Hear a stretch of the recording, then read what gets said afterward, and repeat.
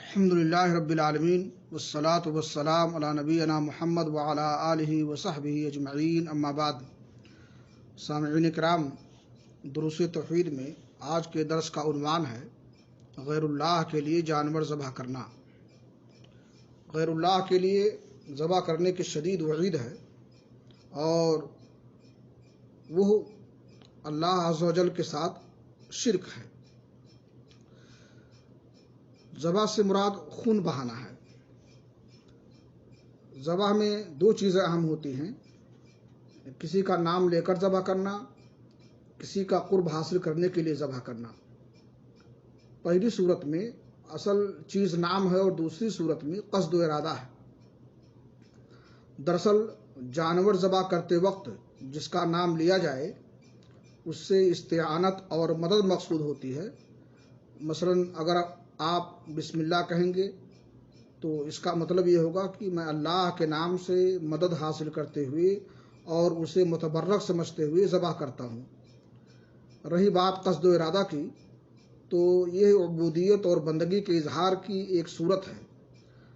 نام اور قصد و ارادہ کے لحاظ سے ہمارے سامنے چار صورتیں آتی ہیں۔ نمبر ایک، اللہ کا نام لے کر اسی کے تقرب کے قصد سے ذبح کرنا، یہ سراسر توحید اور عبادت ہے۔ اس صورت میں ذبح کرنے کے لیے دو شرطیں ہیں۔ پہلی تو یہ کہ اللہ کے تقرب کے ارادے سے ذبح کرے، اور دوسری یہ کہ اللہ کا نام لے کر ذبح کرے، جیسے قربانی، ہدی اور عقیقہ وغیرہ۔ اور اگر جان بوجھ کر اللہ کا نام نہ لیا تو ذبیحہ حلال نہ ہوگا۔ یہ دونوں شرطیں بیک وقت تب ہیں جب ذبح سے اللہ کا تقرب مقصود ہو، اور اگر اللہ کے تقرب کے لیے نہیں بلکہ مہمانوں کی مہمان نوازی کے لیے یا اپنے کھانے کے لیے ذبح کرے تو یہ جائز ہے۔ شرعاً اس کی اجازت ہے، کیونکہ اس نے اللہ کا نام لے کر ذبح کیا ہے، غیر اللہ کا نام نہیں لیا ہے، اور یہ وعید میں داخل ہوگا، ناممانعت میں۔ نمبر دو، ذبح تو اللہ کے نام لے کر کرے، لیکن مقصود اس سے غیر اللہ کا تقرب ہو۔ مثلا ذبح کے وقت یہ کہے بسم اللہ، میں اللہ کا نام لے کر ذبح کرتا ہوں، اور اس ذبح سے اس کی نیت کسی مدفون یعنی دفن شدہ نبی یا کسی بزرگ کا تقرب ہو۔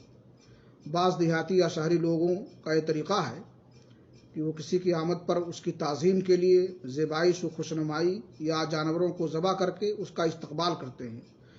اس ذبح میں اگرچہ اللہ کا نام لیا جائے یا لیا جاتا ہے، لیکن چونکہ اس سے مقصود غیر اللہ کو راضی کرنا ہوتا ہے، اس لیے علماء نے اس فعل کو حرام میں شمار کیا ہے اور حرام ہونے کا فتویٰ دیا ہے۔ چونکہ اس میں غیر اللہ کے لیے خون بہایا جاتا ہے، اس لیے اسے کھانا بھی جائز نہیں ہے، اور نہ اس طرح ذبح کرنا جائز ہے۔ جب اس صورت میں کسی کی تعظیم کے لیے ذبح کرنا اور خون بہانا جائز نہیں، تو پھر کسی فوت شدہ نبی یا بزرگ کی تعظیم یا تقرب کے لیے ذبح کرنا اور خون بہانا بدرجہ اولیٰ ناجائز اور حرام ہوگا، کیونکہ خون بہا کر صرف اللہ تعالیٰ ہی کی تعظیم کرنا جائز ہے۔ جب رگوں میں خون اسی نے جاری کیا ہے تو پھر تعظیم و عبادت کا حقدار بھی وہی ہے۔ نمبر تین، ذبح غیر اللہ کے نام کا نام لے کر کیا جائے اور اس سے مقصود بھی غیر اللہ کا تقرب ہی ہو۔ مثلا بسم المسیح کہہ کر ذبح کرے اور تقرب بھی مسیح ہی کا مقصود ہو، یہ بہت بڑا شرک ہے۔ شرک فی الاستعانت بھی ہے اور شرک فی العبادت بھی۔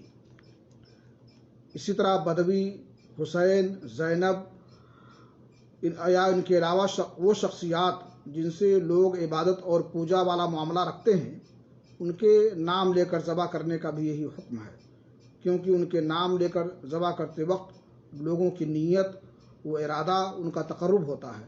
اس لیے دو طرح سے شرک بن جاتا ہے، ایک تو استعانت اور مدد کے حصول کی وجہ سے، اور دوسرا تعظیم اور غیر اللہ کے لیے خون بہانے کی وجہ سے۔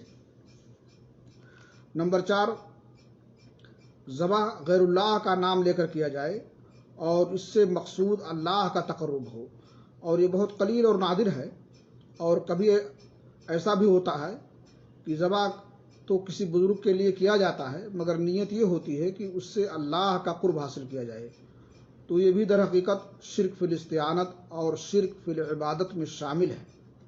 الغرض غیر اللہ کے تقرب کے لیے ذبح کرنا عبودیت میں شرک ہے، اور غیر اللہ کا نام لے کر ذبح کرنا استعانت اور مدد کے لیے طلب میں شرک ہے۔ اس لیے اللہ رب العالمین نے فرمایا وَلَا تَأْكُلُوا مِمَّا لَمْ يُذْكَرِ اسْمُ اللَّهِ عَلَيْهِ وَإِنَّهُ لَفِسْقٌ وَإِنَّ الشَّيَاطِينَ لَيُوحُونَ إِلَىٰ أَوْلِيَائِهِمْ لِيُجَادِلُوكُمْ وَإِنْ أَطَعْتُمُوهُمْ إِنَّكُمْ لَمُشْرِكُونَ، اور جن جانوروں کے ذبح پر اللہ کا نام نہ لیا جائے ان میں سے کچھ نہ کھاؤ، اور بلا شبہ یہ فسق اور ناجائز ہے، اور بے شک شیاطین اپنے دوستوں کی طرف القاء کرتے ہیں تاکہ وہ تمہارے ساتھ جھگڑیں، اور اگر تم نے ان کی بات مان لی تو بلا شبہ تم بھی مشرک ہو جاؤ گے۔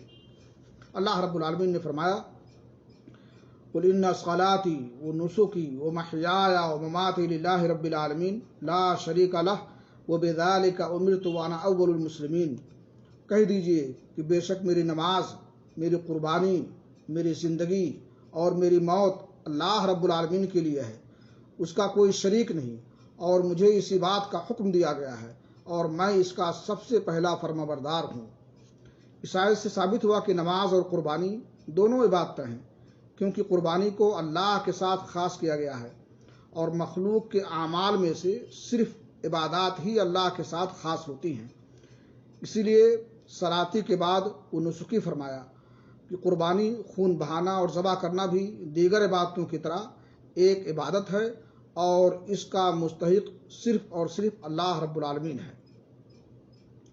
اور اللہ نے فرمایا فَصَلِّ لِرَبِّكَ وَانْحَرْ، پس تم اپنے رب ہی کے لیے نماز پڑھو اور قربانی دو۔ اللہ تعالیٰ نے جن کاموں کا حکم دیا ہے وہ عبادت ہی ہیں، کیونکہ تمام ظاہری اور باطنی اعمال و اقوال جو اللہ کو پسند اور محبوب ہیں ان سب کو عبادت ہی کہا جاتا ہے۔ اسی طرح نماز اور قربانی کا بھی اللہ تعالیٰ نے حکم دیا ہے، اور یہ اعمال اسے محبوب اور پسندیدہ ہیں، اس لیے یہ بھی عبادت ہیں اور اللہ کے لیے ہوں گے، غیر اللہ کو اس میں شریک نہیں کرنا چاہیے۔ اللہ رب العالمین سے دعا ہے کہ اللہ تعالیٰ ہمیں شرعی احکام سمجھنے اور ان پر عمل کرنے کی توفیق عطا فرمائے۔ تقبل یا رب العالمین، وصلی اللہ علی نبینا محمد وعلی آلہ وصحبہ اجمعین۔